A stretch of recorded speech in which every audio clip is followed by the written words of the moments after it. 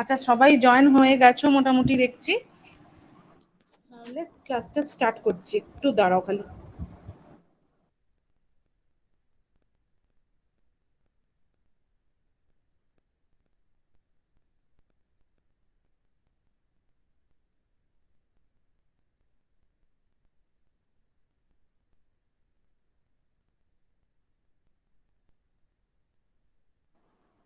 আচ্ছা, দেখো আজকে আমি তোমাদের যেটা পড়াবো সেটা হচ্ছে ব্যাংকিং আর ইকোনমিক্সের কিছু টার্মিনোলজি, যেগুলো তোমাদের পরীক্ষায় একটা গুরুত্বপূর্ণ অংশ।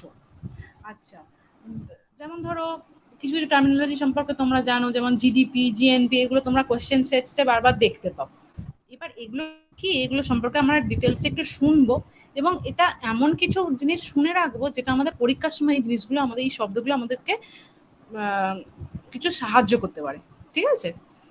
আচ্ছা, দেখো আজকের ক্লাসটা একটু অন্যরকম। এটা হচ্ছে মানে প্রত্যেকটা টার্মিনোলজিকে আমি আজকে এক্সপ্লেন করে তোমাদেরকে বোঝাবো।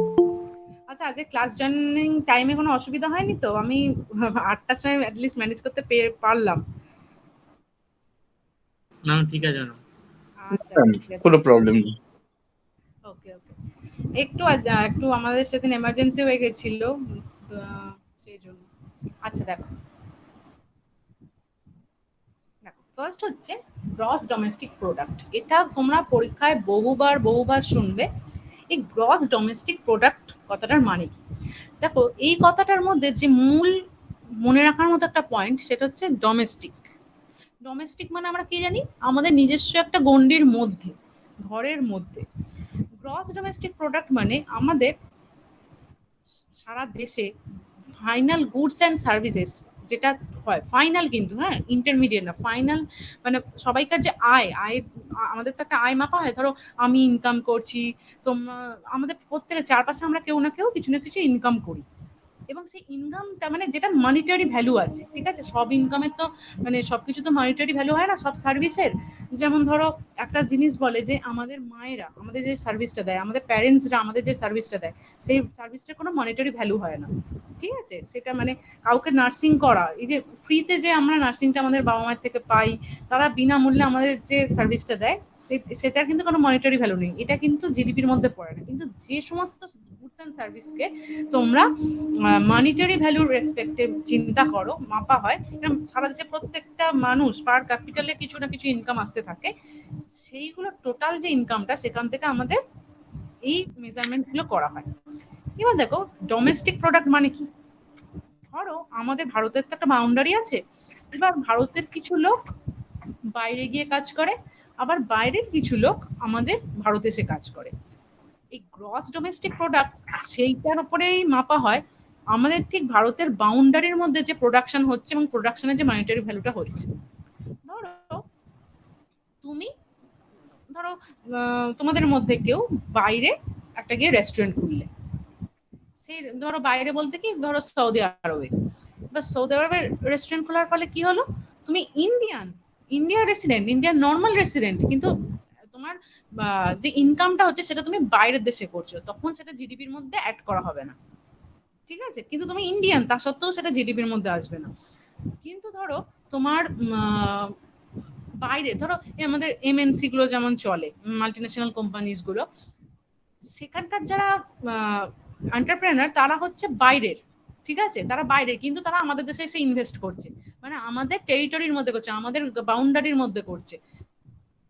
এটাকে তাদের এইখানে তাদের ফ্যাক্টরিতে যে প্রোডাকশনটা হচ্ছে, তাদের যে আমরা টোটাল প্রোডাকশন সার্ভিসটা পাচ্ছি, সেইটা হচ্ছে গ্রস ডোমেস্টিক প্রোডাক্ট। বোঝা গেল গ্রস ডোমেস্টিক প্রোডাক্টটা কি? মানে গ্রস ডোমেস্টিক প্রোডাক্ট হতে গেলে, হুম। সেই যে ভ্যালুটা মাপতে গেলে, লাস্ট লাইনটা আরেকবার বলুন ম্যাম। হ্যাঁ, গ্রস ডোমেস্টিক, দেখো লাস্ট আরেকবার লাইনটা। বলছি। ধরো গ্রস ডোমেস্টিক প্রোডাক্ট হতে গেলে সেটাকে সেই জেনারেশন, সেই মানিটার জেনারেশনটা তোমাকে ইন্ডিয়ার মানে আমাদের দেশ, মানে যে দেশের মাপবে সেই দেশের মধ্যে হতে হবে। ঠিক আছে ম্যাম, ঠিক আছে এবার বুঝতে পেরেছি। বুঝতে পেরেছো তো? হ্যাঁ হ্যাঁ। আচ্ছা, এবার ধরো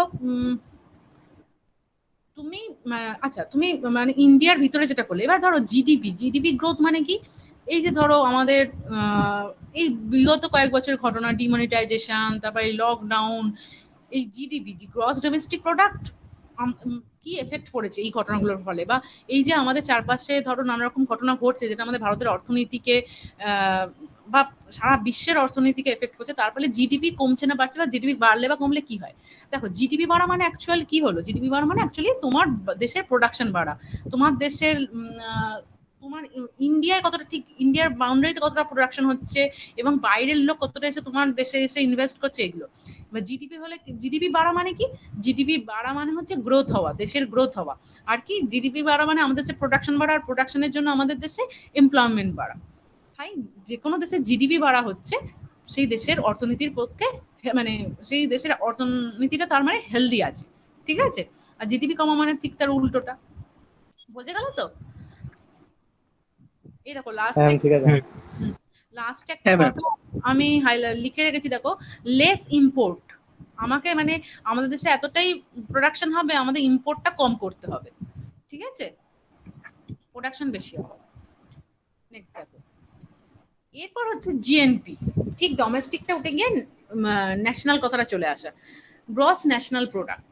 এই ন্যাশনাল কথাটা, প্রোডাক্ট, গ্রস ন্যাশনাল প্রোডাক্ট কথাটার মানে হচ্ছে, ধরো মানে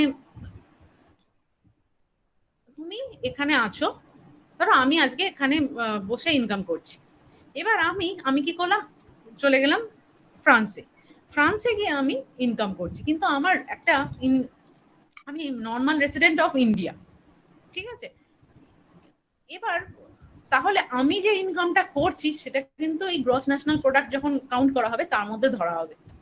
কিন্তু ধরো বাইরের আমেরিকার একটা লোক আমাদের দেশে কিছু ইনভেস্ট করেছে, তার ফ্যাক্টরিতে যে প্রোডাকশন থেকে যে ম্যানিটারি ভ্যালু আমাদের আমাদের মানে উৎপাদন হচ্ছে, যা ম্যানিটারি ভ্যালুটা তৈরি হচ্ছে, সেটাই জিএনপির মধ্যে ধরা হবে না। মানে গ্রস ন্যাশনাল প্রোডাক্টে একটা নর্মাল ইন্ডিয়ার নর্মাল রেসিডেন্ট যেখানে থাকুক, পৃথিবীর যে প্রান্তে থেকে ইনকাম করুক, সেইটা কাউন্ট করা হয়, ঠিক আছে। গ্রস ন্যাশনাল, ম্যাডাম জিএমডিটা তো, জিএনপি। আর জিডিপি হচ্ছে তোমাকে মানে সে যেই যে কেউ ইনকাম করুক, সেটা ইন্ডিয়ার মানে কি বলবো বাউন্ডারির মধ্যে হতে হবে সেই ইনকামের জায়গাটা। মানে জিএনপি হলো আমি ইন্ডিয়ার হিসেব করলে ওটা মানে ইন্ডিয়ার বাইরে থেকে ইনকাম করলে সেটা জিএনপির মধ্যে পড়ছে, ইন্ডিয়ার মধ্যে পড়লে ওটা জিডিপি পড়ে যাচ্ছে ওটা।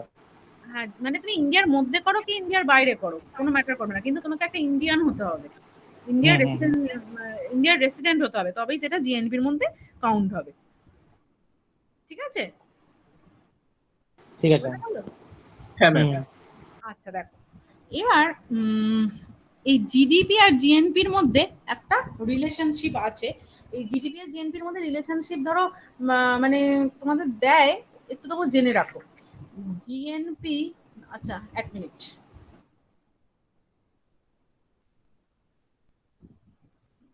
দাঁড়াও, আচ্ছা এক মিনিট ওয়েট করো।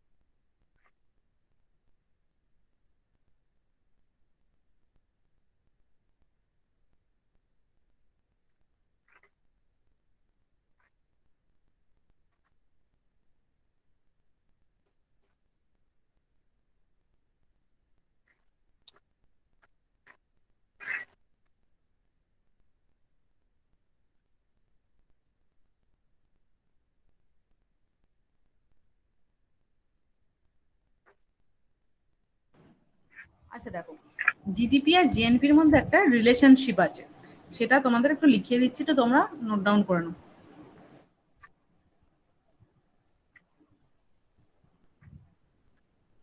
এটা মাঝে মাঝে পরীক্ষায় দিয়ে দিলেও দিতে পারে।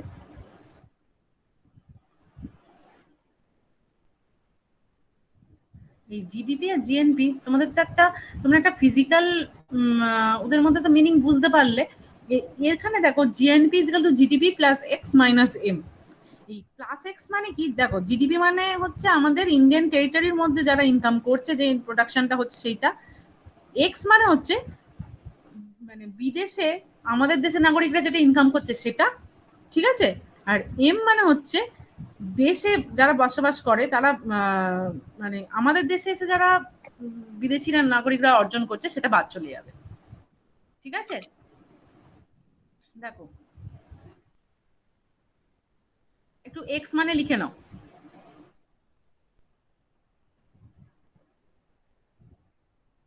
লিখে নিয়েছো এক্স মানে? ম্যাম বলুন এক্স এক্স মানে ইকুয়ালস টু। হচ্ছে বিদেশে বসবাসকারী প্রবাসী নাগরিকের অর্জিত আয়। এক্স মানে হচ্ছে বিদেশে বসবাসকারী প্রবাসী নাগরিকের অর্জিত আয়।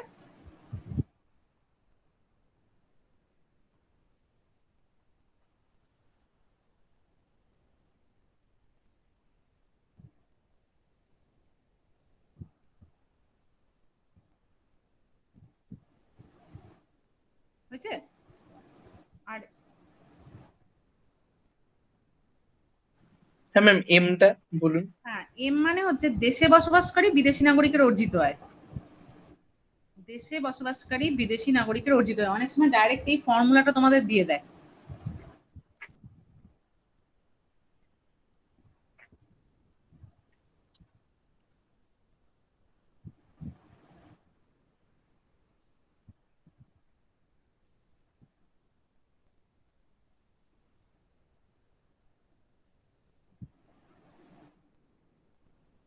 হয়েছে? ঠিক আছে, আমার হয়েছে। ওকে, আমি নেক্সট টপিকে যাব। হ্যাঁ হ্যাঁ ম্যাম। ওকে ওকে, দেখো এরপরে দেখো জিডিপি হলো, জিএনপি হলো, এরপরে একটা কথা আছে যেটা হচ্ছে এনএনপি। এটা মানে হচ্ছে নেট ন্যাশনাল প্রোডাক্ট। এটা মানে হচ্ছে, দাঁড়াও আমি তোমাকে লিখে দিই তারপর বোঝাচ্ছি। জিএনপি মাইনাস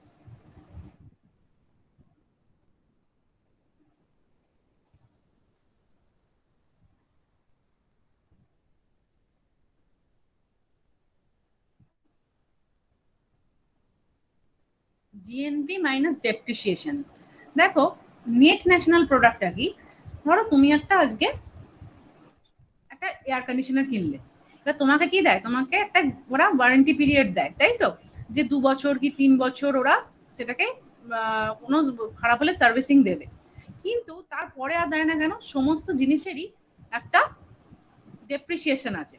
ধরো আজকে তুমি একটা কার কিনলে, বা তুমি যেটা বলছিলাম এসি কিনলে, সেই এসিটাকে তুমি আগে ধরো 30,000 টাকায় কিনলে, সেটা কি, সেটা 2 বছর বাদে কি তুমি আর 30,000 টাকায় বিক্রি করতে পারবে? তখন হয়তো সেই সেম এসিটাই কিনতে গেলে তোমাকে 50,000 টাকা দিতে হবে, কিন্তু সেই এসিটা তুমি আর 30,000 টাকায় বিক্রি করতে পারবে না, কারণ তার একটা ডেপ্রিসিয়েশন হয়েছে, তাই তো। এরকম সমস্ত, ম্যাডাম তার মানে ওই ভ্যালুয়েশনটা কমে যাওয়াকে ডেপ্রিসিয়েশন বলছে কেন, তাই তো?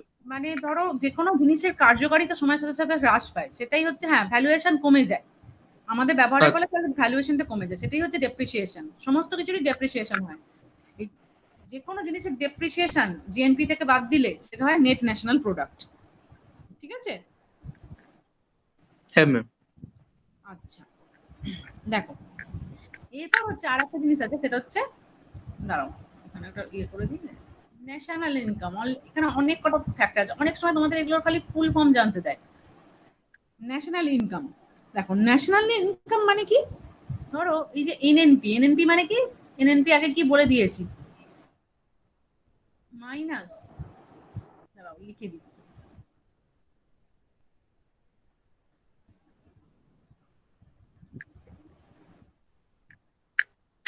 দেখো ওটা হচ্ছে এনএনপি, এটা হচ্ছে ন্যাশনাল ইনকাম।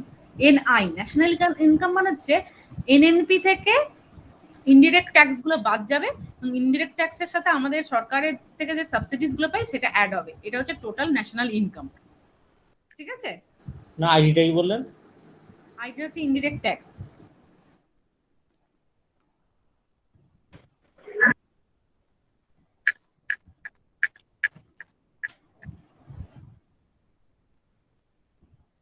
ইনডিরেক্ট ট্যাক্সের একটা উদাহরণ বলো দেখি।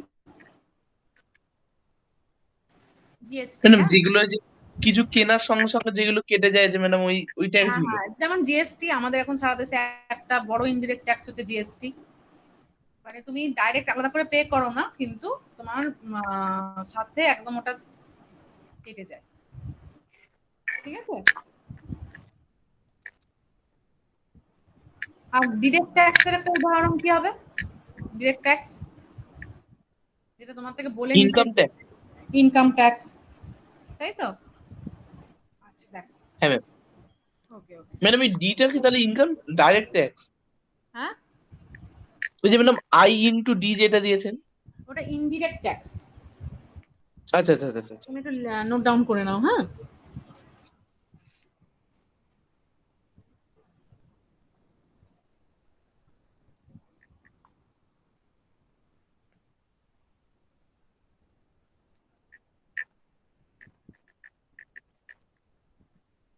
আচ্ছা বলবো তারপরে। ম্যাডাম এইটা কি প্লাস? প্লাস সাবসিডি, ওটা মাইনাস। না minus indirect taxes plus subsidies. আচ্ছা ম্যাম। ওকে। আচ্ছা, এই যে ন্যাশনাল ইনকাম, এখানে একটা কথা বলে রাখি, ন্যাশনাল ইনকাম মাপ মানে পরিমাপ করা হয় কিন্তু তিনটে পদ্ধতিতে। একটাকে বলা হয় প্রোডাক্ট মেথড, দ্বিতীয়টাকে বলা হয়, আমি বলে দিচ্ছি প্রত্যেকটা কি, দ্বিতীয়টাকে বলা হয় ইনকাম মেথড,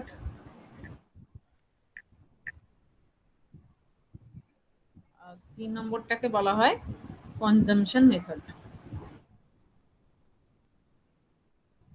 আমি একটু এখানে অ্যাডজাস্ট করে লিখছি, ঠিক আছে? তিনটে পদ্ধতি আছে ন্যাশনাল ইনকাম মাপার। আচ্ছা, তার আগে বলো তো ন্যাশনাল ইনকাম কোন সংস্থা মাপে? ন্যাশনাল ইনকাম মানে এটা আমাদের সারা দেশের একটা সংখ্যার উপর সেটা ডিপেন্ড করে। ঠিক আছে, সারা দেশের সংখ্যার উপর ডিপেন্ড করে। এই দেখবে সংখ্যার নীতি বা সংখ্যাতত্ত্ব যারাই মানে সারা দেশের সংখ্যা নিয়ে যারা কাজ করে তারা হচ্ছে সিএসও, সেন্ট্রাল স্ট্যাটিস্টিক্যাল অর্গানাইজেশন, আর NSSO, national sample survey organisation. ঠিক আছে, এই দুটো কথা সবসময় মাথায় রেখে দেবে। আমি লিখে দিচ্ছি, ন্যাশনাল ইনকাম মাপে হচ্ছে সিএসও অ্যান্ড ওকে।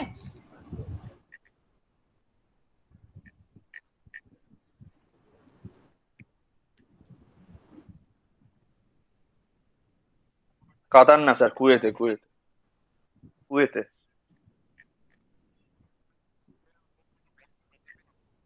হুম, হ্যাঁ।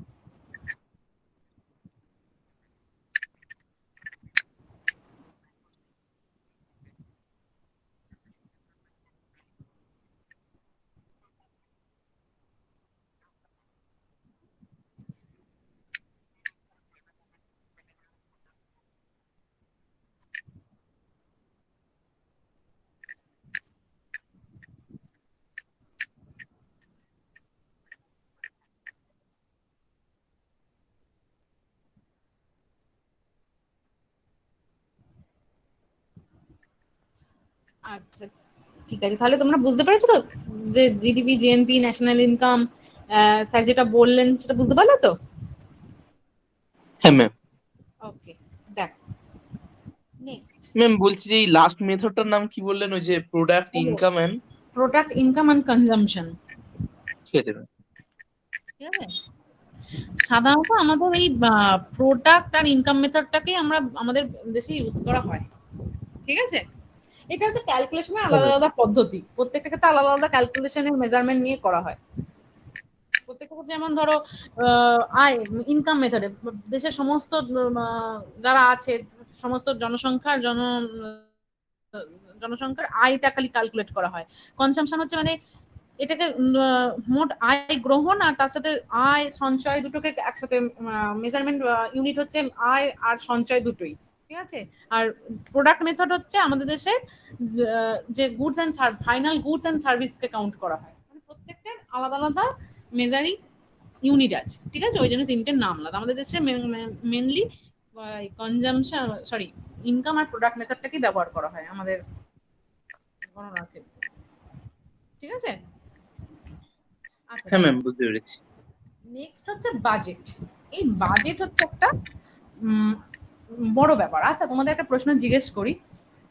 আচ্ছা, বাজেট বলতে তোমরা কি বোঝো? যে সারা বছর যে খরচা হলো তার একটা হিসাব দেয়া, না সামনে বছরের কি খরচা হবে তার একটা হিসাব করা? ম্যাডাম কি খরচ করবো সেইটাকে তো। সামনে হ্যাঁ, মানে আমাদের একটা প্ল্যানিং, যে সামনে বছরে আমার এই প্ল্যানিং আছে, এই প্ল্যানিং এ আমার এত টাকা লাগবে, এত টাকা খরচা হতে পারে, তার একটা মানে কোন কোন সোর্স থেকে আমার ইনকাম আসতে পারে এবং কি কি জায়গায় আমার খরচা হতে পারে, তার একটা মানে আউটসব তোমাদের করা, সেটাই হচ্ছে বাজেট, তাই তো? আমাদের দেশে দুটো বাজেট হয়, একটা হচ্ছে ফিনান্সের একটা বাজেট হয়, আর একটা রেলের বাজেট হয়। এবং এইটা প্রায়শই কি হয়, রেল বাজেটটা ফিনান্সের সাথে এক হয়ে যায়, আবার আলাদা হয়ে যায়, আবার এই 2018 সালে রিসেন্টলি চেঞ্জ হয়েছে। মানে এটা এই নিয়ে দুবার হলো, ঠিক আছে। মানে কোনো কোনো সময় থাকে কি, এরা অনেক ধরে চলে, কোনো সরকার এসে কি করে, যে ফিনান্স বাজেট আর রেল বাজেট আলাদা করে প্রকাশ করে, আর আবার কেউ আছে সেটাকে একসাথে করে দেয়, টোটালটাকে একটা বাজেট হিসেবে প্রকাশ করে। আচ্ছা দেখো, এখানে একটা গুরুত্বপূর্ণ কথা, বাজেটকে আমাদের, মানে যে আমাদের ধরো আমাদের পুরো দেশটাই তো একটা নিয়মে চলে, সেটা নিয়মটা কোথায় লেখা থাকে? কনস্টিটিউশন, ইন্ডিয়ান কনস্টিটিউশনে, তাই তো? ইন্ডিয়ান কনস্টিটিউশনে কিন্তু বাজেট কথাটার কোনো মানে উল্লেখ নেই, ঠিক আছে। এই বাজেট কথাটার কথা কিন্তু বলা নেই। কি বলা আছে? সেটা হচ্ছে অ্যানুয়াল, দাঁড়াও এখানটা লিখি, অ্যানুয়াল ফিনান্সিয়াল স্টেটমেন্ট, ঠিক আছে। আমাদের ইয়েতে যেটা লেখা আছে সংবিধানে, সেটা হচ্ছে অ্যানুয়াল ফিনান্সিয়াল স্টেটমেন্ট। এটা হচ্ছে দেখো 112, আর্টিকেল 112 তে এটা উল্লেখ করা আছে, সেখান থেকেই কিন্তু এই বাজেটের কনসেপ্টটা এসছে। এবার ধরো বাজেট দু ধরনের হয়, ঠিক আছে। বাজেট কিরকম হয়? ধরো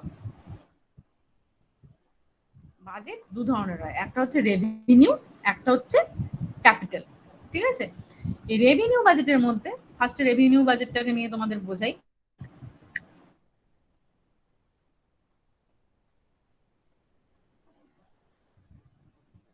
রেভিনিউ বাজেটটার মধ্যে আমাদের কি থাকে? দুটো জিনিস, একটা হচ্ছে রিসিট, ঠিক আছে, মানে আমরা কোথা থেকে কি পাবো, মানে আমাদের ইনকাম কোথা থেকে আছে।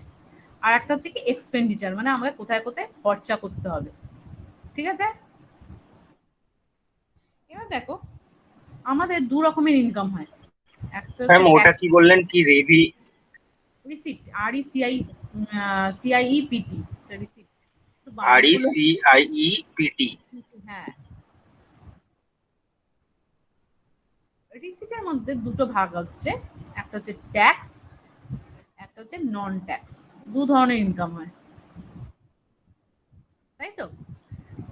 ট্যাক্স আর নন ট্যাক্স, এই দু ধরনের ইনকাম আমাদের রেভিনিউ বাজেটের মধ্যে আসে। এই ট্যাক্সেবল ইনকামের মধ্যে আবার দু ধরনের ট্যাক্স আছে, কি কি এক্ষুনি আমি বললাম, একটা হচ্ছে ডাইরেক্ট, একটা হচ্ছে ইনডাইরেক্ট, তাই তো? ডাইরেক্টের মধ্যে কি কি হতে পারে? হ্যাঁ, আচ্ছা দেখো, আমাদের তার মানে রিসিপ্ট কোন কোন জায়গা থেকে ইনকামটা আসছে, ট্যাক্সেবল ইনকাম আর নন ট্যাক্সেবল ইনকাম। একটা হচ্ছে ডিরেক্ট ট্যাক্স, একটা হচ্ছে ইনডিরেক্ট ট্যাক্স। দেখো, ডিরেক্ট ট্যাক্সের মধ্যে কি কি পড়ে, যে ধরো কর্পোরেট ট্যাক্স,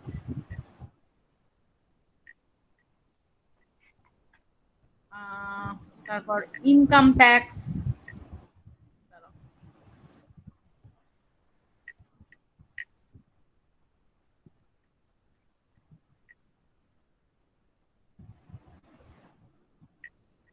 আচ্ছা, ঠিক আছে। আর ইনডিরেক্ট ট্যাক্সের মধ্যে ওই যে বললাম, ধরো জিএসটি, তাই তো? তার মানে ট্যাক্সের আন্ডার থেকে আমরা কি কি পরিমাণে ইনকাম পাই, এইগুলো হচ্ছে আমাদের ইনকাম। নন ট্যাক্সের মধ্যে আমরা কি পাই? ধরো লোন দিয়েছিল, তার ইন্টারেস্ট, তাই তো?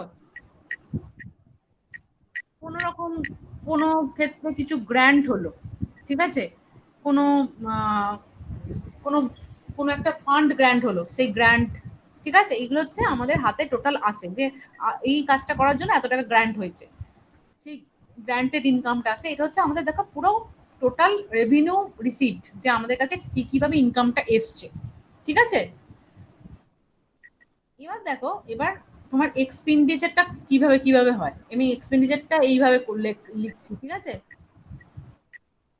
বুঝতে পারবে তো? হ্যাঁ ম্যাম।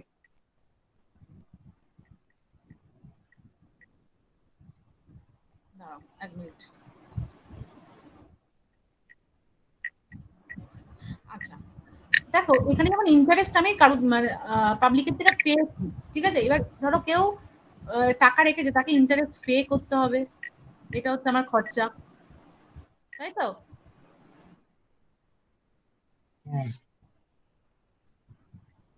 আচ্ছা, আর কি হতে পারে? ওই সাবসিডিজ, যেমন আমরা গ্যাসে সাবসিডি পাই, সেই সাবসিডিজ। আচ্ছা, তারপর আমাদের আর কি হতে পারে?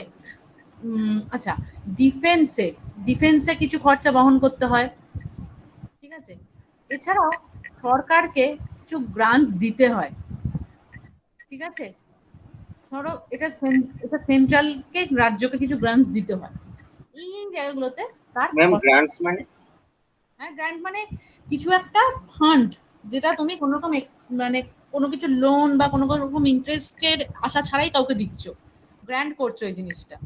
ধরো আমার এলাকায় একটা স্কুল হবে, এটা যদিও রেভিনিউ এক্সপেন্ডিচারের মধ্যে পড়ে না, ওটা ক্যাপিটালের মধ্যে পড়ে, আর একটা ভাগের মধ্যে পড়ে। আমি এখানে একটা নিড দেখিয়ে এখানে আমি একটা স্কুলের জন্য আবেদন করেছি, সে একটা গ্র্যান্ট, ওটা তো হচ্ছে সামাজিক উন্নতির জন্য তোমাকে তোমার সরকারকে করতেই হবে, ঠিক আছে। এই ধরনের এইগুলো হচ্ছে একটা বাজেটের এক্সপেন্ডিচার, বাজেটের বলছি রেভিনিউ এক্সপেন্ডিচার, রেভিনিউ রিসিপ্ট আর রেভিনিউ এক্সপেন্ডিচার। আচ্ছা, এইটুকু বোঝা গেল রেভিনিউ রিসিপ্ট আর রেভিনিউ এক্সপেন্ডিচার কি কি? হ্যাঁ ম্যাম। হ্যাঁ ঠিক আছে। ঠিক আছে তো। এবার দেখো, এবার হচ্ছে ক্যাপিটাল। দু ধরনের বাজেট হয় বললাম না, একটা হচ্ছে রেভিনিউ, একটা হচ্ছে ক্যাপিটাল। আচ্ছা দাঁড়াও, ক্যাপিটালটা আমি এইদিকে করছি, দাঁড়াও।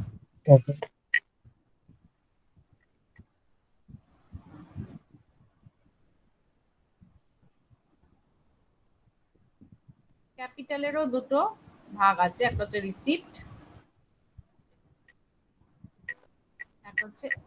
একটা হচ্ছে এক্সপেন্ডিচার। পুরোটা লিখলাম না, হ্যাঁ। দেখো, এই রেভিনিউ আর ক্যাপিটালের মধ্যে পার্থক্যটা বোঝো। রেভিনিউ থেকে ইনকামটা ট্যাক্স আর নন ট্যাক্স, আর ক্যাপিটালে কি? ক্যাপিটালের আয়টা হচ্ছে ডেট আর নন ডেট।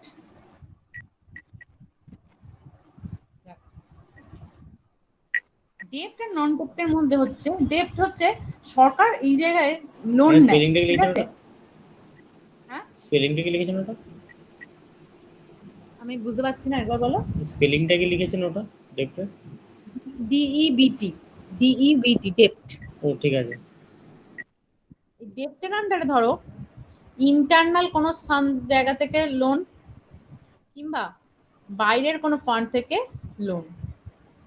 দেখবে মাঝে মাঝেই আমাদের নিউজে দেখা বলে কথাটা যে এই সরকার এত টাকা লোন করে রেখেছে, এই সরকার এত টাকা লোন করে রেখেছে, ঠিক আছে। এই ক্যাপিটাল ক্যাপিটাল বাজেটের আন্ডারে সে এই লোনগুলো তোলে। আর নন ডেপ্ট কি? ধরো কোনো জায়গা থেকে মানে লোন রিসিভ করলো, ঠিক আছে। আচ্ছা, এইগুলো ধরতে পারো। আর ক্যাপিটাল এক্সপেন্ডিচারটাকে আমি এই দিকে লিখছি, হ্যাঁ। ক্যাপিটাল এক্সপেন্ডিচার, এই যে আমি বলছিলাম যে ক্যাপিটাল এক্সপেন্ডিচারটা দেখো কিরকম। ধরো কোনো ক্যাপিটাল অ্যাসেট বানানো, ধরো আমাদের এখানে ভালো রাস্তা তৈরি হবে, ঠিক আছে, তার জন্য সরকারের একটা খরচা হলো, ঠিক আছে। তারপর কোনো কিছু ইনভেস্ট হলো, কোনো কিছুতে ইনভেস্ট, কোনো কোম্পানিতে ইনভেস্ট করলো, ঠিক আছে। এবার তুমি একটা জিনিস দেখো, ক্যাপিটাল এক্সপেন্ডিচার রেভিনিউ এক্সপেন্ডিচারের মধ্যে একটা পার্থক্য আছে। কোনটা ভালো তোমরাই আমাকে বলবে, বা কোনটা মানে গুড, কোনটা এক্সপেন্ডিচারটা বেশি হওয়াটা তবু খানিকটা কাজে লাগে। দেখো আমাদের এখানে একটা ভালো রাস্তা তৈরি হবে, একটা গ্রাম লোকের জন্য হসপিটাল তৈরি হবে, এগুলো তো সব ক্যাপিটাল এক্সপেন্ডিচার, মানে এটা ক্যাপিটাল অ্যাসেট, এটা আর 5 বছর বাদেও থেকে যাবে। কিন্তু এই ধরো কোনো কিছু গ্রান্ট করা, ইন্টারেস্ট পে করা, সাবসিডি দেয়া, এগুলো থেকে কি সরকার কিছু ফেরত পাবে? যেটা রেভিনিউ বাজেটে হয়েছিল, রেভিনিউ বাজেটে যেটা ছিল, না ওই ওটা ফেরত পাবে না তো। এখান থেকে তো কিছু ফেরত পাবে না। কিন্তু দেখো ক্যাপিটাল অ্যাসেট যেটা তৈরি করছে, হসপিটাল তৈরি, রাস্তা তৈরি, এখান থেকে কিন্তু মানে সরকারের পরেও লাভ আছে, তাই তো? একটা ইনকাম তো আসবে ওটা থেকে, মানে হসপিটাল হ্যাঁ, তৈরি হলো ইনকাম ওখান থেকে। আসতে পারে, ধরো ওটা তো অ্যাসেট রয়ে গেল, তাই না? যে জিনিসটা সে তৈরি করছে সেই জিনিসটা তো আর অ্যাসেট রয়ে গেল, তাই তো? সেটা তো লোকে ব্যবহার করতে পারবে, তার একটা ব্যবহার আছে। কিন্তু এই যে এই রেভিনিউ এক্সপেন্ডিচারে যে খরচাগুলো হচ্ছে, এটা হচ্ছে ওয়ান টাইম খরচা হয়ে যাচ্ছে, কিন্তু তার সেটার সুদূর প্রসারী কোনো এফেক্ট নেই। তাই সবসময় বলা হয় capital expenditure is always good. ঠিক আছে, এবার দেখো তোমাদের এই যে কথাটা, রেভিনিউ, রেভিনিউ আর ক্যাপিটাল দুটো ভাগ দেখালাম তো।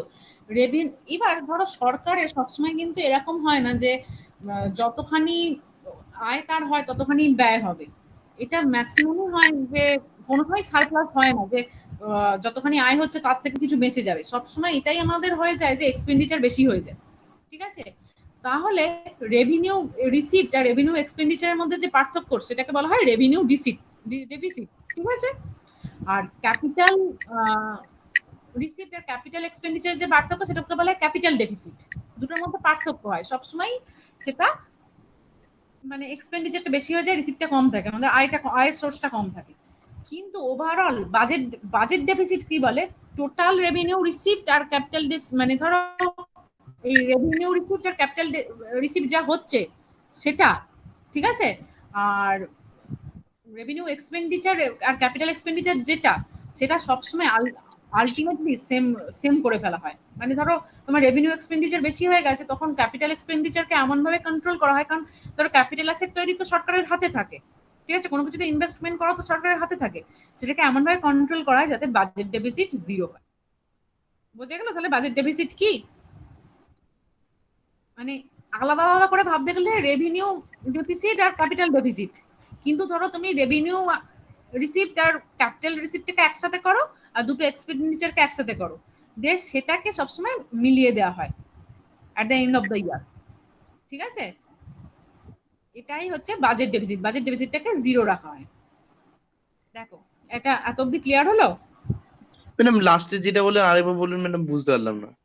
আচ্ছা, বাজেট ডেফিসিট মানে হচ্ছে হ্যাঁ। ধরো তুমি রেভিনিউ রিসিপ্ট আর ক্যাপিটাল রিসিপ্ট যতটা সংগ্রহ করলে, তোমার কাছে যতটা আয় হলো রেভিনিউ থ্রু ক্যাপিটাল, সেইটা, সেই টোটালটা, আর দুটো ক্ষেত্রেই যা খরচা হলো সেই টোটালটা, দুটোকে সবসময় মিলিয়ে দেওয়া হয়। মানে যতখানি আয় হয়েছে ঠিক ততখানি ব্যয় দেখানো হয়।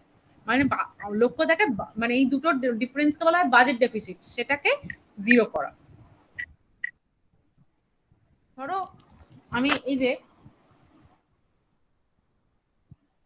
দেখো আমার এই যে ক্যাপিটাল রিসিপ্ট আর ক্যাপিটাল এক্সপেন্ডিচারের মধ্যে তো পার্থক্য থাকে। আবার এদিকে, হ্যাঁ হ্যাঁ বলো। হ্যাঁ ম্যাম, বলুন বলুন। হ্যাঁ, আবার রেভিনিউ ডিস্টার্ব করিস কেন রে দেবজ্যোতি? রেভিনিউ রিসিপ্ট আর রেভিনিউ এক্সপেন্ডিচারের মধ্যেও একটা পার্থক্য থাকে। ঠিক আছে, মানে ওটা যতখানি আয় হয়েছে ততখানি ব্যয় কিন্তু সরকার করতে পারে না, বরং তার বেশি ব্যয় করে ফেলে। কিন্তু এই দুটো আয়কে আর দুটো ব্যয়কে সমতা করে বাজেট ডেফিসিটটাকে জিরো করাটাই হচ্ছে মানে আলটিমেট সারা বছরের লক্ষ্য থাকে, মানে বছরের এন্ডে গিয়ে লক্ষ্য থাকে। আর ঠিক আছে, একটা ফিনান্সিয়াল ইয়ার যখন শেষ হয়। আচ্ছা, এটা সবসময়, আচ্ছা দেবজ্যোতি, ক্লিয়ার হলো ব্যাপারটা? হ্যাঁ ম্যাম। বাকি সবাই? হ্যাঁ ম্যাম। ওকে, ম্যাম তার মানে রেভিনিউ রিসিপ্ট আর ক্যাপিটাল রিসিপ্ট কে ইকুয়াল করে, মানে মাইনাস করে যেটা ইকুয়াল আসবে সেটা জিরো। হ্যাঁ, মানে total receipt minus total expenditure zero. কিন্তু আচ্ছা। রেভিনিউ ডেফিসিট আর ক্যাপিটাল ডেফিসিট আলাদা আলাদা ভাবে এক্সিস্ট করে, দুটো কিন্তু মেলে না। ঠিক আছে, কিন্তু দুটোকে অল টোটাল করলে সেটাকে জিরো করা হয়। ঠিক আছে? হ্যাঁ হ্যাঁ ঠিক আছে। আচ্ছা আচ্ছা, তোমাদের আরেকটা কথা বলি, এখানে কিন্তু একটা প্রশ্ন তোমাদের দেখো, খুব সহজ প্রশ্ন এটা, যে ফিনান্সিয়াল ইয়ার বলতে তোমরা ঠিক কত বোঝো? সেটা হচ্ছে 1st এপ্রিল থেকে 31st মার্চ। ঠিক আছে, এটা কিন্তু ফিনান্সিয়াল ইয়ার। ঠিক আছে, আচ্ছা তার মানে আমরা একবার তাহলে উম, বুঝে নিই, আমরা একটু শুনে নিই আমাদের পয়সা, মানে আমাদের সরকারের আয় ঠিক কোথা কোথা থেকে আসে। একটা হচ্ছে মেন আয় হচ্ছে জিএসটি, তাই তো? তারপর ইনকাম ট্যাক্স, রাইট? আর কি বললাম, কর্পোরেট ট্যাক্স, তাই তো? আর হচ্ছে নন নন ট্যাক্স রেভিনিউ, মানে আমাদের নন ট্যাক্স, এই চারটে হচ্ছে আমাদের রুপিস আসে। আর রুপিস যায় কোথায় কোথায়? ধরো আমাদের স্টেট, প্রত্যেকটা স্টেটের সাথে কিছু শেয়ার থাকে, দেখবে তোমরা যে কোনো স্কিম, যখন কোনো স্কিম আসে, তোমরা একটা জিনিস খেয়াল করবে, একটাকে বলে সেন্ট্রাল স্পন্সর্ড স্কিম, একটাকে বলে সেন্ট্রাল সেক্টর স্কিম। ঠিক আছে, সেন্ট্রাল সেক্টর স্কিম মানে 100% ওটার খরচা থাকে সেন্ট্রালের। আর সেন্ট্রালি স্পন্সার্ড মানে হচ্ছে সেখানে যে রাজ্যে সেই স্কিমটা লঞ্চ হচ্ছে সেখানটার সাথে 60-40, 70-30, এরকম 80-20, এরকম নানা রকমের ক্যালকুলেশন থাকে, এরকম নানা রকমের ভাগ থাকে। ঠিক আছে, তোমরা এবার থেকে লক্ষ্য করবে কোনো স্কিম এলে সেটা সেন্ট্রালি স্পন্সার্ড না সেন্ট্রালি সেন্ট্রাল সেক্টর স্কিম। ঠিক আছে, এটাকে ওটা এই স্টেট শেয়ার একটা যায়। তারপর ধরো লোনের লোন লোন না, মানে যারা ইনভেস্ট করছে তাদের ইন্টারেস্টে যায়। তারপর এইগুলোতেই মানে রুপিস যাচ্ছে কোথায় আর রুপিস আসছে কোথা থেকে, এই হিসাবটা ভালো মতো বুঝলে তুমি এই বাজেট ডেফিসিটটা বুঝতে পারবে। হলো?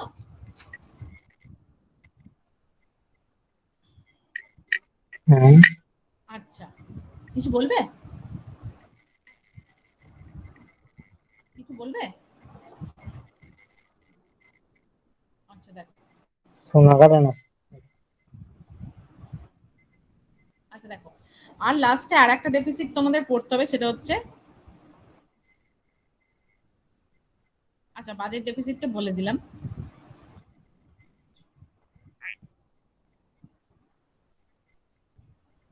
ঠিক আছে, দেখো নেক্সট যাচ্ছি। আচ্ছা, এরপর আমরা এখানে কিন্তু আজকে তোমাদের পড়ার মধ্যে ইকোনমিক্স আর ব্যাংকিং দুটো একসাথে মিশে আছে। তোমাদের আজকে হয়তো সব হবে না, আমি আরো একটা ক্লাস এই টার্মিনোলজির ওপর দেব। দেখো, এই বেস রেট, এটা হচ্ছে একটা ব্যাংকিং টার্মিনোলজি। বেস রেট মানে হচ্ছে ধরো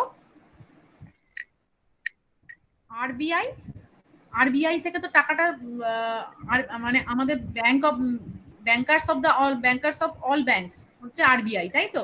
ধরো এসবিআই, পাঞ্জাব ন্যাশনাল ব্যাংক ইত্যাদি যা যা ব্যাংকের নাম জানো, তারা সবাইকার হেড হচ্ছে আরবিআই। ঠিক আছে, আরবিআই এর সাথে আমাদের ডাইরেক্ট কোনো কানেকশন থাকে না, কিন্তু আরবিআই, ধরো আরবিআই টাকাটা বাকি সমস্ত ব্যাংকে দিচ্ছে, এসবিআই কে দিচ্ছে, ইউবিআই কে দিচ্ছে, প্রত্যেকটা ব্যাংকে দিচ্ছে। এবার সেই ব্যাংকটা আমাকে, ধরো আমি হচ্ছে একটা কাস্টমার, তুমি একটা কাস্টমার, আমাদের বিভিন্ন জনের বিভিন্ন ব্যাংক অ্যাকাউন্ট আছে, প্রত্যেকে তার কাস্টমারকে কত রেটে দেবে, কত রেটে কত রেটে ইন্টারেস্ট দেবে, তার একটা বেস থাকে। মিনিমাম তার নিচে কেউই সেটা কি করতে পারে না, দাঁড় করাতে পারে না। সেটাকে বলা হয় বেস রেট। এই যে বেস রেট প্লাস স্প্রেড, মানে সেটা যে যার মতো স্প্রেড করে, সেটার তাদের বিজনেস পলিসির উপর ডিপেন্ড করে, তারপরে তাদের ব্যাংকের ইন্টারেস্ট রেট তৈরি হয়। ঠিক আছে, এটাকে বলা হয় বেস রেট। নেক্সট দেখো কেওয়াইসি, এটা তোমাদের ম্যাম ওই বলো। ম্যাম ওই স্প্রেডটা কি? স্প্রেডটা মানে হচ্ছে ধরো সেটা বিজনেস মানে বিভিন্ন ব্যাংকের বিভিন্ন বিজনেস পলিসি থাকে। কেউ ধরো প্রাইভেট ব্যাংকে সুদ বেশি, আমাদের এসবিআই তে কম, মানে এরকম একটা রিস্কেরও ব্যাপার থাকে।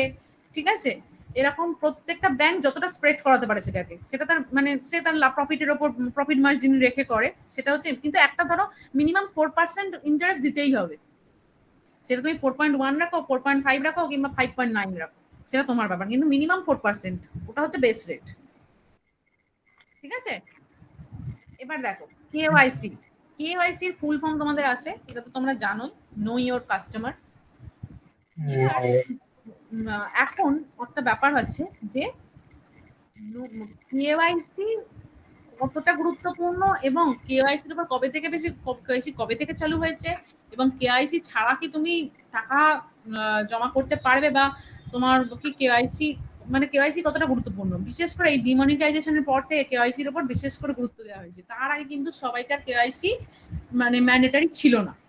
এবং এই কেওয়াইসিটা তোমাদের একটা মানে কাজ দিয়ে রাখলাম, কেওয়াইসিটা কবে থেকে ইমপ্লিমেন্ট হয়েছে এটা তোমরা একটু গুগল করে আমাকে জানাবে, ঠিক আছে, পরে জানাবে। এবার দেখো কেওয়াইসির একটা ব্যাপার আছে। হ্যাঁ বলো। 2017-তে। কি 2017-তে? না, তার আগে চালু হয়েছে। কেআইসি পলিসি কবে থেকে এসছে? 2017-তে তো মানে সবাইকার উপর এটা বাধ্য করা হয়েছে, প্রত্যেকটা কেওয়াইসি মানে কেওয়াইসিটাকে। না ওটা তো ডেট দেবে না পরীক্ষা হলে, ফালতু হচ্ছে দেখি না, ডেট কি দেবে? হ্যাঁ, ডেট দেবে না, মানে কেওয়াইসি কবে থেকে চালু হয়েছে জেনে রাখবে, দিয়ে দিল। জানো না এসএসসি এমন প্রশ্ন দেয় না, এই প্রশ্ন কোনো ঠিক নেই। তোমাকে তো বলবে, তোমাকে ও তো আচ্ছা। কেআইসি তোমার সিলেবাসে ছিল, তুমি পড়োনি কেন? আচ্ছা দেখো, এখন একটা কেওয়াইসির সাথে আমরা খুব পরিচিত, সেটা কি বলতো, ই কেওয়াইসি, মানে হচ্ছে ইলেকট্রনিক কেওয়াইসি, যেটা আমরা ধরো আধার আপডেটের জন্য গেলাম, প্যান কার্ডের জন্য গেলাম, যে কোনো কিছু জন্য গেলাম, তোমাকে তিনটে জিনিস জিজ্ঞেস করে, নেম, তোমার কোনো একটা এজ প্রুফ, আর তোমার কোনো পার্টিকুলার অ্যাড্রেস প্রুফ। এটা হচ্ছে কেওয়াইসির জন্য লাগে। এবার দেখো কেওয়াইসি তিনটে টাইপ হয়। তুমি ধরো যে ব্যাংকে টাকা রেখেছো, তিন ধরনের হয়, একটা হচ্ছে হাই রিস্ক, একটা হচ্ছে মিডিয়াম রিস্ক, একটা হচ্ছে লো রিস্ক। হাই রিস্ক মানে হচ্ছে ধরো তোমার মানে তোমার লোন অ্যামাউন্ট এতটাই কিছু, তোমাকে 2 ইয়ার্স অন্তর অন্তর সেই কেওয়াইসিটাকে আপডেট করাতে হবে। মিডিয়াম রিস্ক হচ্ছে 8 ইয়ার্স অন্তর অন্তর সেটাকে আপডেট করাতে হবে। আর লো রিস্ক মানে এটা যাতে সবাইকেই করাতে হবে, সেটা হচ্ছে 10 বছর অন্তর অন্তর কেওয়াইসি আপডেট লাগবে। ঠিক আছে?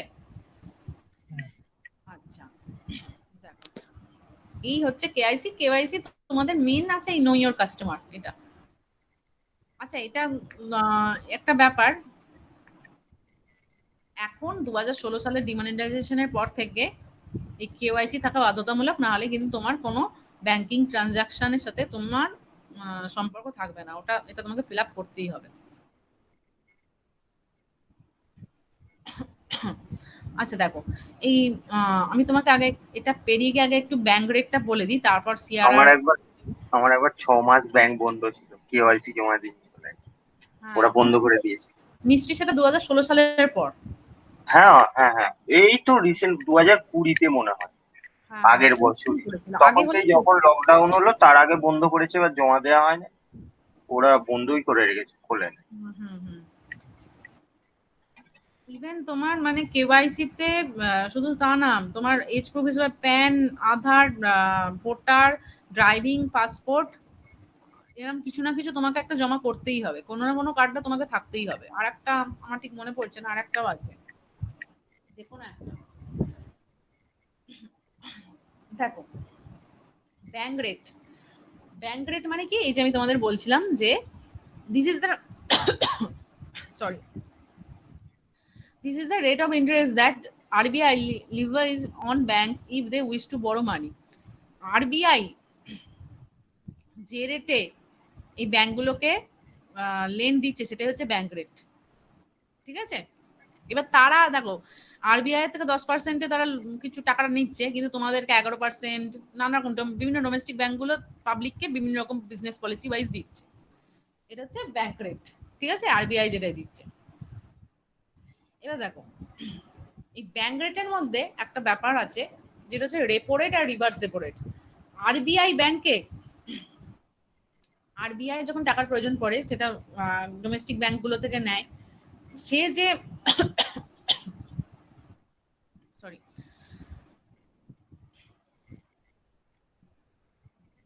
আরবিআই যেটা দেয় সেটা হচ্ছে রেপো রেট, আর ব্যাংকে যেটা দিতে হয় সেটা হচ্ছে রিভার্স রেপো রেট। ঠিক আছে? এই ছবিটা সবসময় খুব ভালো করে মনে রাখবে যে আরবিআই যেটা দেয়, আরবিআই যে রেট অফ ইন্টারেস্টটা দেয় সেটা হচ্ছে রেপো রেট, আর ব্যাংককে যেটা দিতে হয় সেটা হচ্ছে রিভার্স রেপো রেট। ঠিক আছে? এই repo rate, reverse repo rate কত যাচ্ছে সেটা তোমাদের আসে না, এটা ব্যাংকের এক্সামে আসে, তোমাদের পড়তে হবে না, মানে তোমাকে খেয়াল রাখতে হবে না, কারণ এটা খুব ধরো কয়েক মাস অন্তর অন্তর চেঞ্জ হয় এগুলো।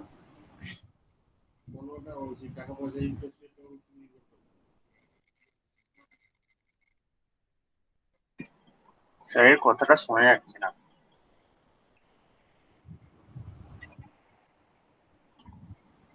আচ্ছা দেখ, এক মিনিট, স্যার বোধহয় কিছু বলবে। ম্যাডাম হ্যাঁ হ্যাঁ,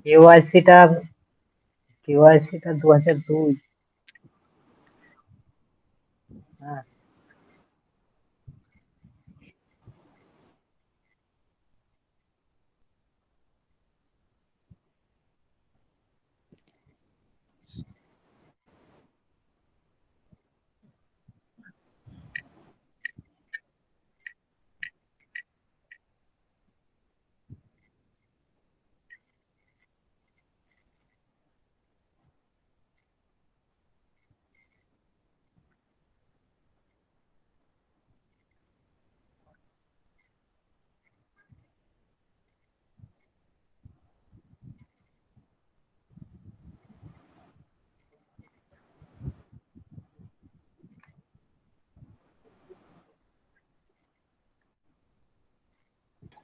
তো এটা কি ফিক্সড ডিপোজিটের বলছেন না মানে সেভিং অ্যাকাউন্ট? আচ্ছা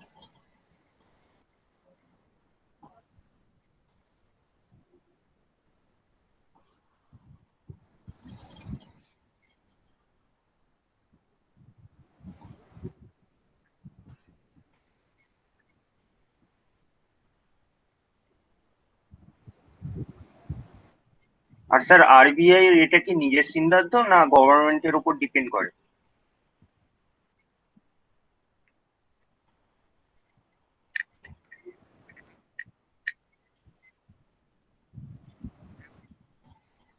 হুম,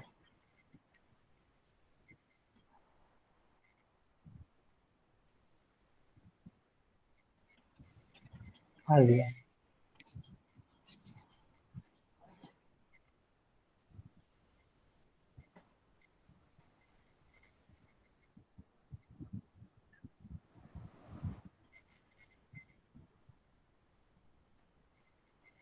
এতে কি sir finance minister, central finance minister include থাকে?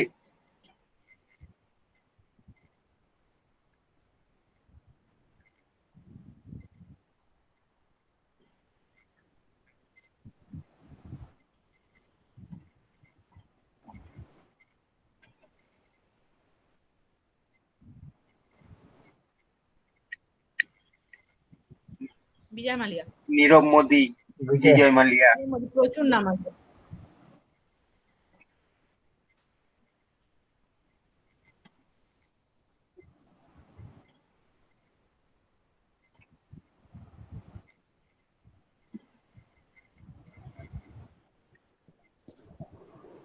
এই বিজয় মালিয়া বলতে কি আমি তোমাদের একটা কথা বলি, দাঁড়াও বলছি। এইখানে এই যে বিজয় মালিয়াদের সাথে মানে যেটা রিলেটেড একটা টার্ম, আমি তোমাদের আগে এটা আলোচনা করে দিই।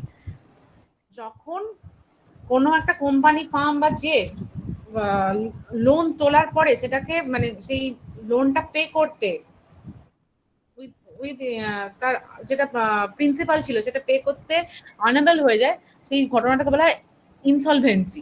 ঠিক আছে, এটা হচ্ছে মানে তাকে ইনসলভেন্ট হিসেবে ঘোষণা করে দেওয়া হয় এবং এই ঘটনাটাকে বলা হয় ব্যাংক্রাপসি। ঠিক আছে, ব্যাংক্রাপ্ট বলে দেওয়া হয়, মানে তার আর ওই লোনটা কি প্রিন্সিপালটা দেওয়ারও, লোনের যে ইন্টারেস্ট কি প্রিন্সিপালটা দেওয়ারও কোনো ক্ষমতা থাকে না। ঠিক আছে, এই ইনসলভেন্সি আর ব্যাংক্রাপসি এই কথা দুটো কিন্তু কোরিলেটেড।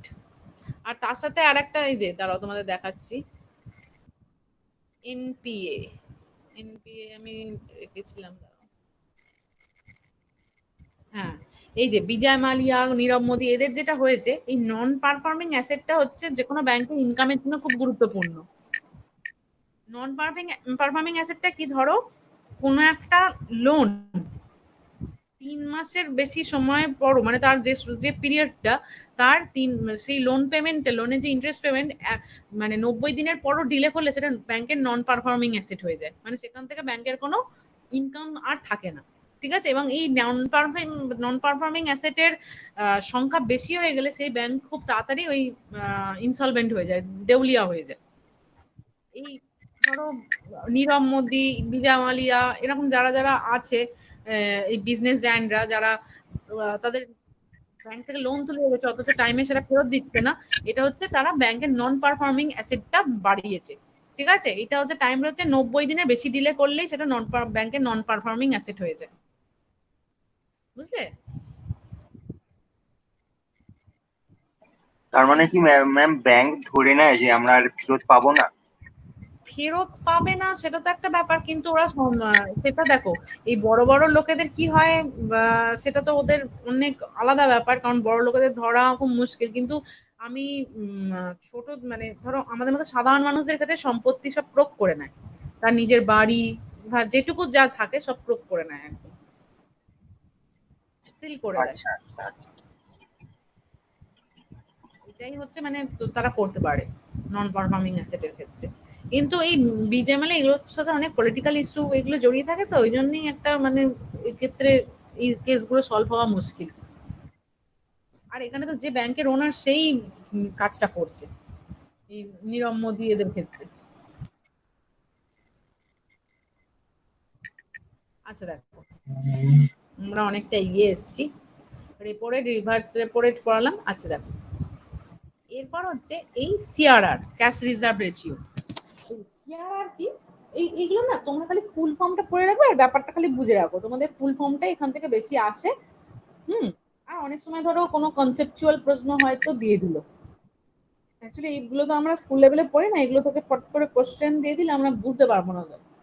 আচ্ছা, আরবিআই সবসময় একটা ব্যাংকে, ধরো তার আন্ডারে যে ডোমেস্টিক ব্যাংকটা থাকে তাকে একটা পার্সেন্টেজ দিয়ে দেয়, বলে যে এত টাকা তোমাকে ইন হ্যান্ড লিকুইড ক্যাশ হিসেবে রাখতে হবে। ঠিক আছে, এই যে পার্সেন্টেজটা যেটা আরবিআই মেনটেন করে বা আরবিআই এটা মেনটেন করে, সেটাকে বলা হয় ক্যাশ রিভার্স রেশিও। মানে ধরো একটা দেখা, এখানে ছবিতে দেখা যাচ্ছে একটা লোক ব্যাংকে টাকা রাখছে, তার কিছু পরিমাণ সেই টাকাটা তো অ্যাকচুয়ালি ব্যাংক খাটায় কোনো না কোনো জায়গায়, কিন্তু আরবিআই একটা ফিক্স করে দেয় যত টাকা তোমার কাস্টমার রাখছে তার একটা পোর্শন তুমি হাতের লিকুইড ক্যাশ হিসেবে রেখে রেখে দেবে, সেটাই হচ্ছে ক্যাশ রিভার্স রেশিও। ওকে,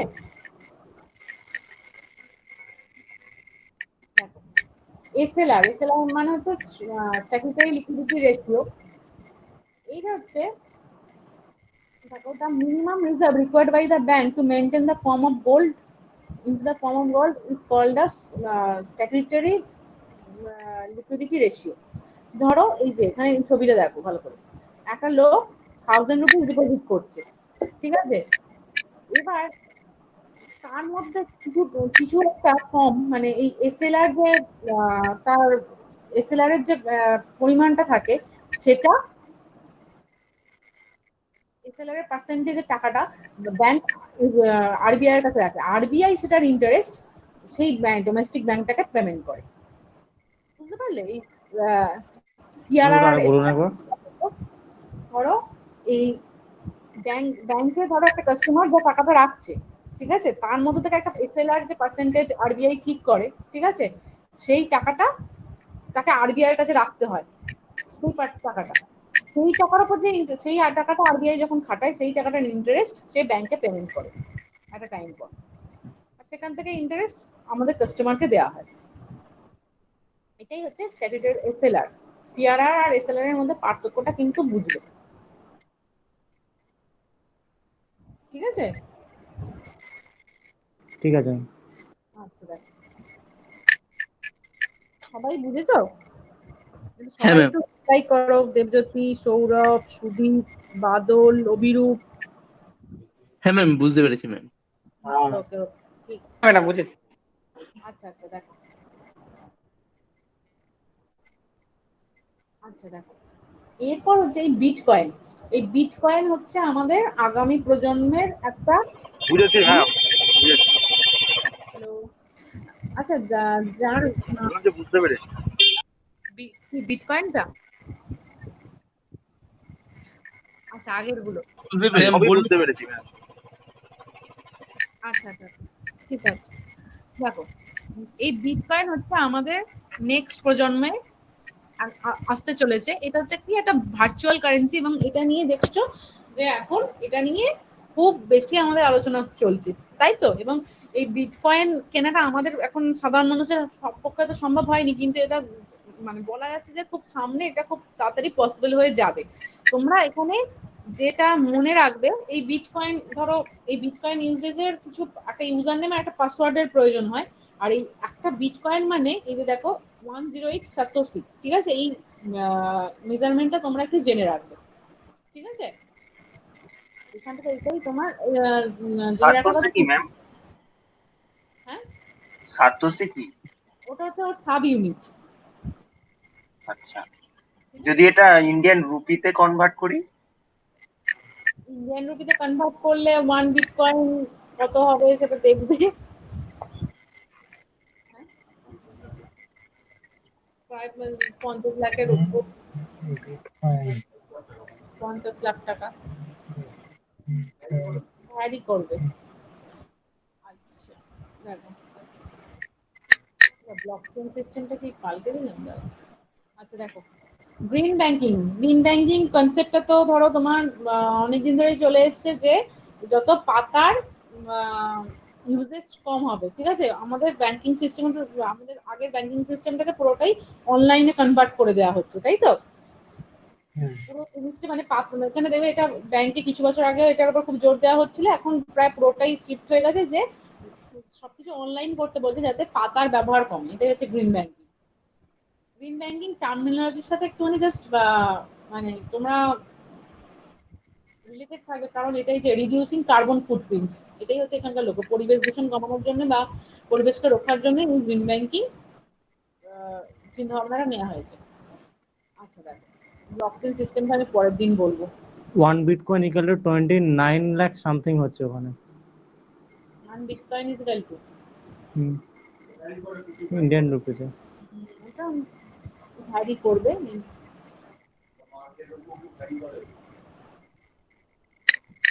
আচ্ছা, তোমাদের কিছু টার্মিনোলজি বাদ রয়ে গেল আজকে, আর সময় হচ্ছে না, আমি নেক্সট দিন বাকিগুলো বলবো, ঠিক আছে? অনেক কটা বাদ রয়ে গেছে, আমি আগে পরে কিছু বলে দিলাম, ঠিক আছে? তোমাদের কিছু ব্যাংকিং আর ইকোনমিক্স এর টার্মিনোলজি পরের দিন বলবো, আর একটা ক্লাস লাগবে তোমাদের পড়াতে। আচ্ছা দেখো, তোমাদের এই ব্যাংকিং টার্মিনোলজির ক্ষেত্রে জিনিসগুলোকে ফুল ফর্ম গুলো খুব ভালো করে মনে রাখবে, আর আমি যেগুলো একটু হাইলাইট করে পড়ালাম, আর এই যে CRR, repo rate, reverse repo rate, এইগুলো না তোমাদের একটু কনসেপ্টটা নাম মনে রাখলে তোমরা কিন্তু মানে পরীক্ষায় ওখানে যেমন কনফিউজিং ট্রিকি প্রশ্ন আসলে সেগুলো উত্তর করতে পারবে না। ওই জন্য শুধু ফুল ফর্ম মনে না রেখে জিনিসগুলো কি সেগুলো সম্পর্কে একটু নোট দেখে ভালো করে পড়বে, ঠিক আছে? আচ্ছা ম্যাম। আচ্ছা ঠিক আছে। ঠিক আছে ম্যাম।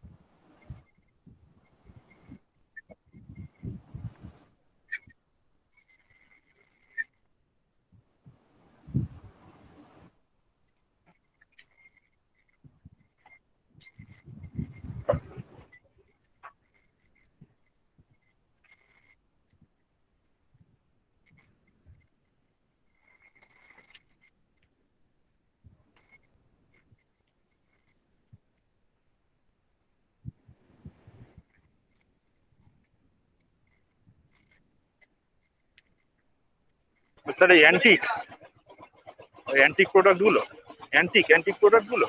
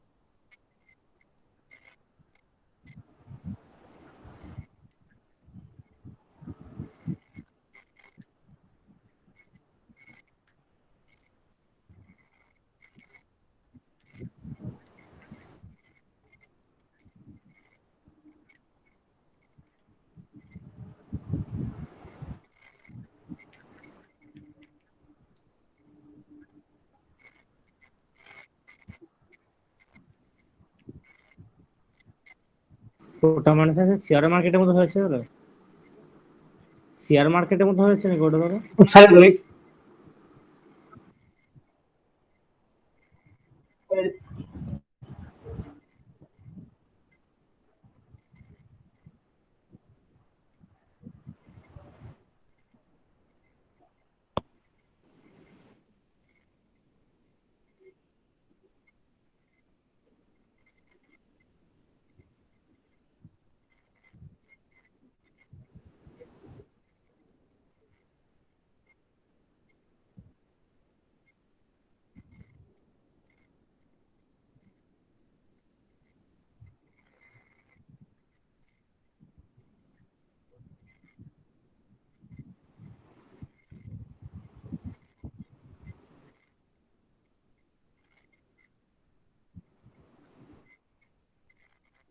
ওই গোল্ড স্টক যেগুলো ওইগুলোই নাকি বিটকয়েন গোল্ড স্টক,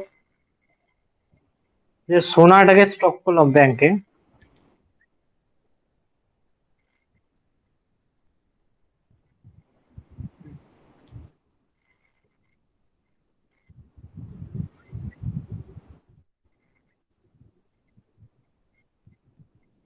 না,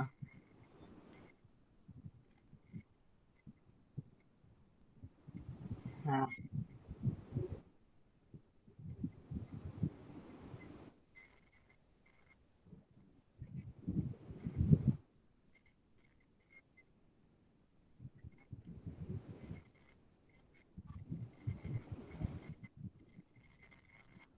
আর স্যার এখন যে বলছে যে পুরোনো পুরোনো কয়েন গুলো বিক্রি করলে এরকম প্রচুর আসছে, মানে টাকা পাওয়া যাবে। অ্যান্টিক কয়েন না?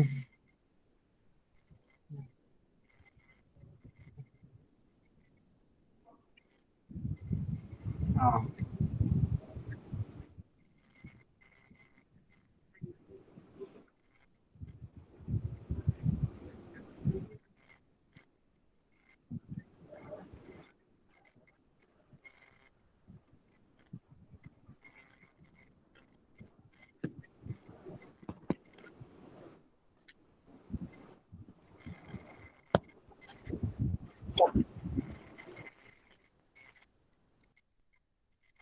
হুম,